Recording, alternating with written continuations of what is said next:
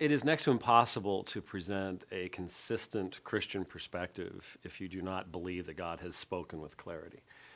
And so it is interesting to note that the liberal church in the United States gave up on doing apologetics a long time ago.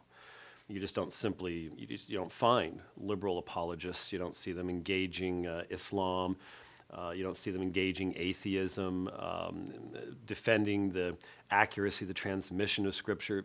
They can't do so because fundamentally they've already given up the central claim of the Christian faith, and that is God has spoken.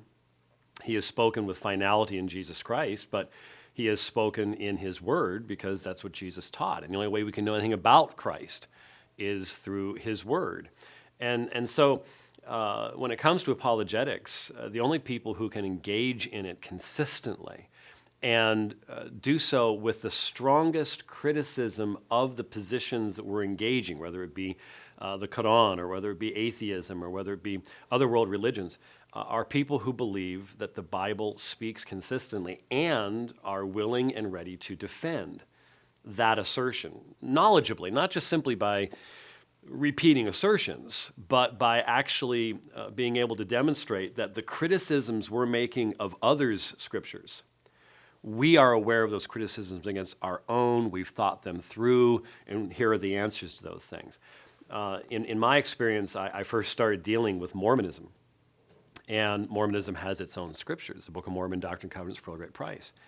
Well, I learned early on, you cannot apply a standard to the Book of Mormon that you're not willing to apply to the Bible. That's inconsistency. That's you can't really talk about truthfulness if you're going to act in that way. And unfortunately, a lot of people do engage in that kind of argument, and it doesn't work well.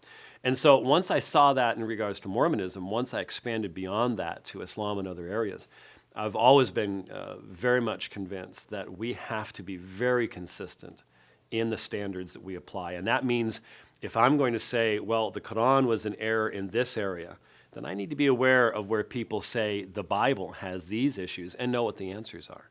And so it's absolutely central to a meaningful, cogent, compelling apologetic to have a firm foundation to stand upon. And in my experience, I don't see that those who have compromised in any significant fashion on the inspiration, authority, inerrancy of Scripture, I just don't see that they are really capable of engaging in that kind of apologetic.